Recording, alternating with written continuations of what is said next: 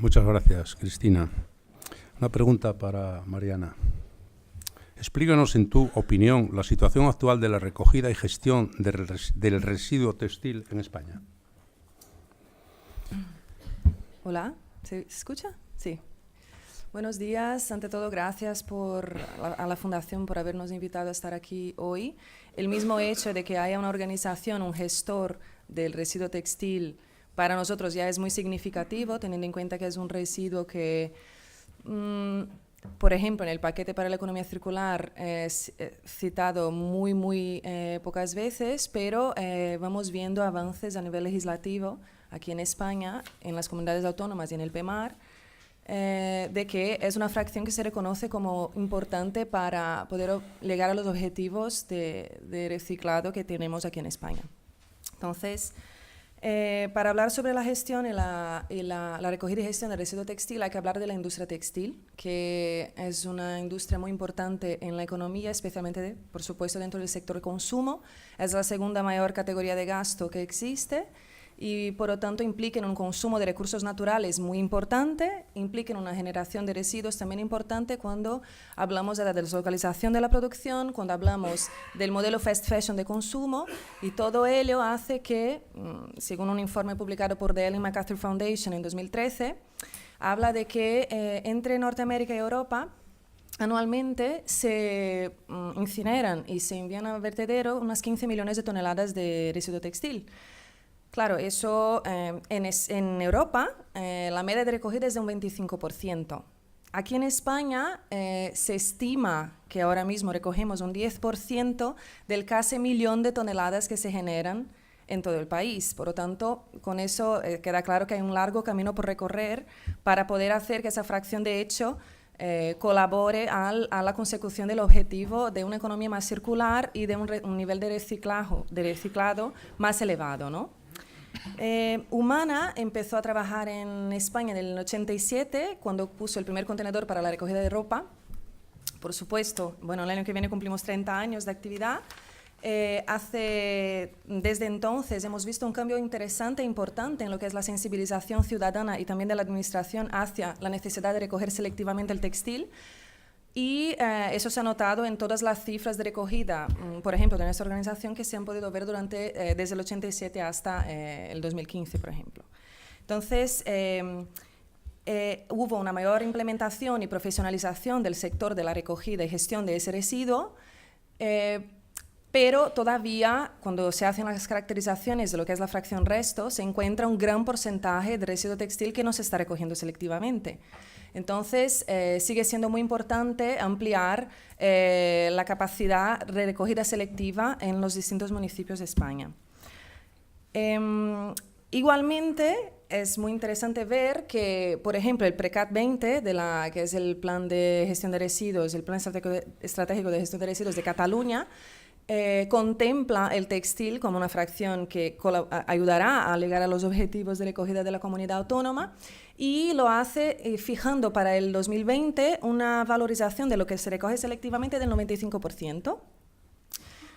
Y eso es posible, es posible que se haga esa valorización con un gran porcentaje de reutilización y de reciclaje, que es una de las características de esa fracción. Ahora mismo estamos a un 99% de valorización nosotros en Humana, y sabemos que hay otras organizaciones que también están a niveles similares, por lo tanto es un objetivo totalmente asumible. Y el PEMAR, por supuesto, para nosotros es muy ambicioso lo que establece el PEMAR a nivel de recogida selectiva del textil, porque lo que es el objetivo es, hacia el 2020, recoger el 50% de lo que se genera, que son alrededor de 500.000 toneladas.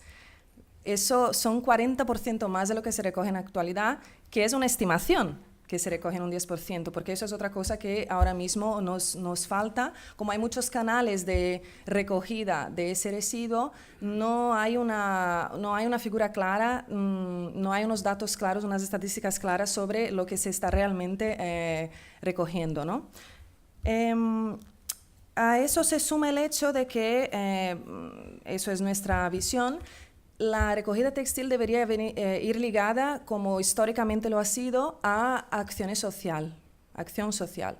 ¿Por qué? Pues porque históricamente las personas han ligado la donación del textil a una ayuda de diferente tipología, de donación, de todo tipo de acción caritativa en sus inicios, y ahora se liga a acciones de ONGs o acciones sociales. Entonces, nosotros defendemos que eso siga siendo así, y hemos visto en los últimos 5 años la irrupción de una serie de empresas mercantiles sin ningún tipo de objetivo social, que han ido con ofertas económicas bastante un poco sostenibles bajo nuestro punto de vista, para establecer el servicio de recogida en los ayuntamientos. Y eso nos parece que es una práctica que ha desequilibrado el sector, ha generado confusión en la ciudadanía, porque parece ser que da la sensación de que es un sector que tiene unos beneficios astronómicos cuando eso no es la realidad, y nosotros creemos que además hace que se desvincule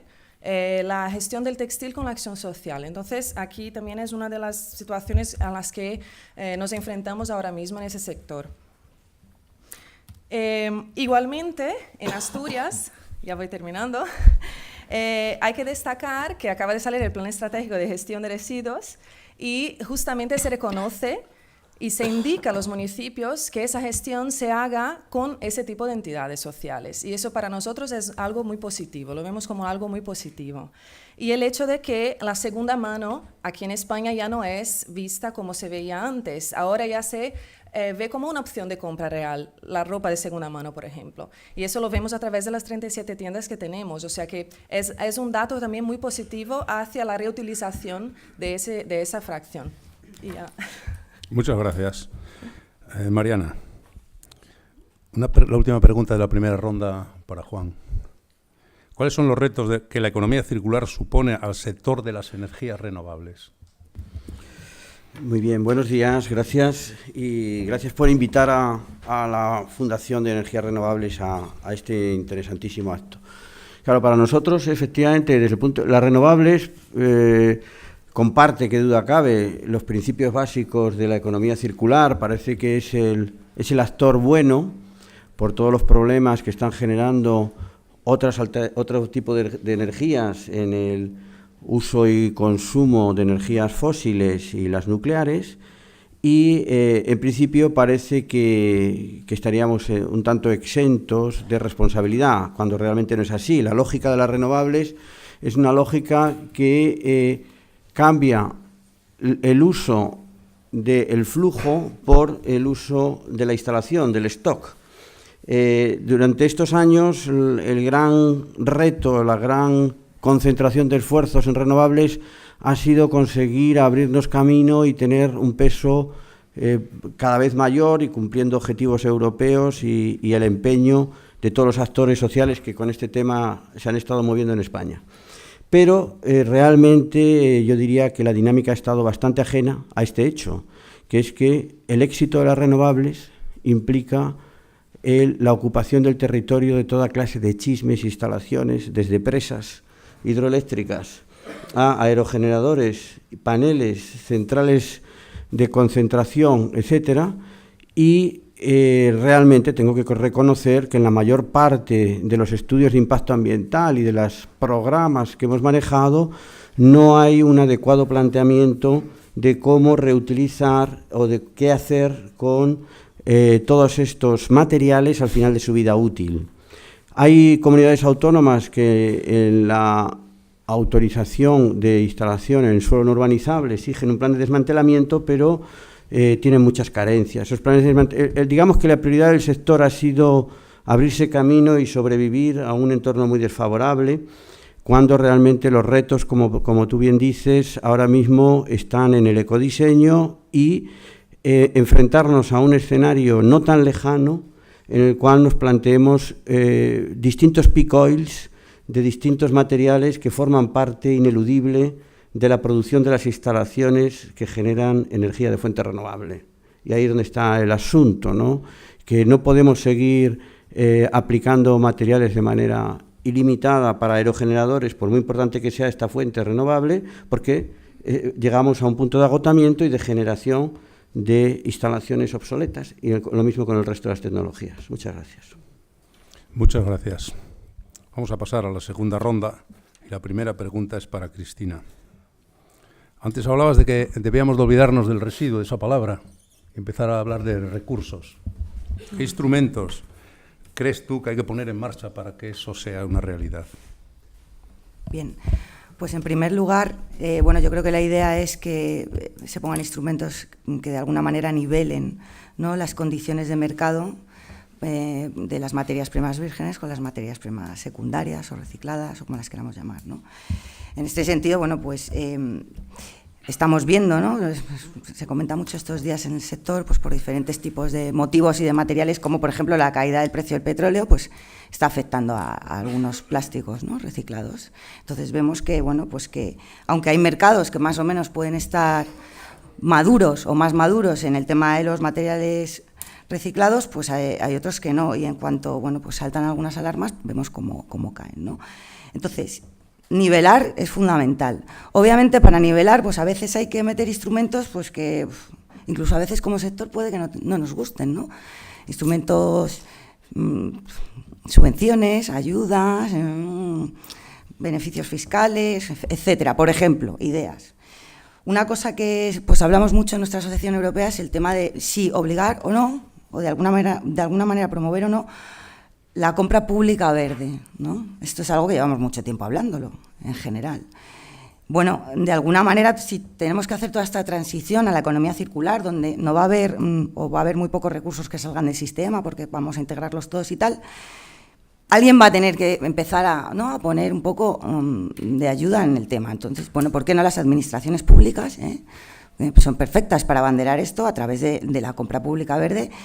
Y ya no tanto desde un punto de vista voluntario, sino, yo me atrevería a decir, en algunos aspectos, obligando, ¿no?, a que sea un poco quien la encabece.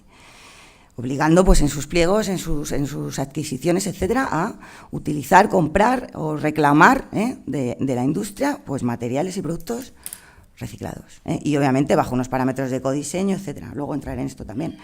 Otra manera que se nos ocurre, obviamente, es reducir el IVA de los productos que están fabricados con materiales reciclados. Ya lo he comentado antes. No sé por qué, con algunos materiales hay una percepción en la sociedad de que, bueno, lo reciclado no es tan bueno, ¿no?, de alguna manera. Eso es mentira. Entonces, si cumple unos parámetros de calidad como cualquier otro producto, ¿por qué no? Entonces, bueno, también bajar el IVA de estos productos puede ser una manera de facilitar que esto empiece a engranar en el mecanismo de la economía circular desde el punto de vista del consumidor. Por otra parte, ya lo hemos comentado, bueno, se ha comentado aquí a lo largo de toda la mañana, es básico trabajar en el ecodiseño y la reciclabilidad. Y en ese sentido, aunque no es un instrumento en sí para la conversión, yo creo que aquí lo que nos plantea la economía circular, y es otro gran reto, es que trabajemos todos los agentes de la cadena en esto, ¿no?, en las fases de ecodiseño. Ya no es tanto que el productor haga su modelo de diseño, es que tiene que contar con al que luego le va a llegar el material y tiene que ver qué tecnología implanta, ¿no?, y si eso es posible, etcétera, ¿no? O sea, al final estamos hablando todo el rato de eficiencia. Desde el punto de vista, ya más entrando en la parte de los gestores, realmente lo que nosotros necesitamos es, como he dicho, nivelar las condiciones de mercado, pero casi desde el punto de vista normativo, es decir, por ejemplo, el traslado o el transporte de residuos, o vamos a decir de recursos, porque yo la palabra residuos voy a intentar erradicarla de mi vocabulario. ¿Por qué es tan complicado? Estamos viendo que con la normativa de traslado de residuos en la Unión Europea, tú pasas en el caso del papel, por ejemplo, pasas un camión de un país, de un Estado miembro a otro y tienes que cambiar de papel y a veces tienes problemas. Entonces, vamos a ver, o sea, si no empezamos por homogeneizar las cosas en casa, pues esto no va a funcionar como mercado, ¿no? O sea, primero, que las cosas se transporten fáciles cuando ya están en la fase de recurso. Para conseguir eso, es básico desclasificar los residuos, para eso está el end of waste. En el caso del papel, luego lo volveré a insistir, nos parece lamentable que todavía no se haya producido la desclasificación, porque desde nuestro punto de vista tenía que haber sido el primer flujo de residuo que se tenía que haber desclasificado. La desclasificación ya es un principio, es una manera de equiparar la materia prima virgen con la materia prima recuperada, y además la desclasificación o el end of waste lo que aporta, porque así lo dice la norma y así se trabaja, es mejorar la calidad, y al final lo que queremos meter también, porque no solamente se trata de nivelar las condiciones del mercado, sino de nivelar la calidad de lo que hay en el mercado, es mejorar la calidad de esos materiales que van a entrar en la economía, ¿no? Entonces, bueno, básicamente, y para que nos quedemos con una idea clara, nivelar las condiciones de mercado para los materiales vírgenes y los materiales secundarios o reciclados, porque es que si no, esto no va a funcionar. Y cada vez que pues, se mueva el petróleo, etcétera, o las commodities, que vemos que además son muy susceptibles de cambiar, ¿no? En el precio, son muy volátiles, pues entonces esto se caerá. Y si queremos que funcione, pues nuestra petición es esa, ¿no? Y hay diferentes mecanismos. Eso es.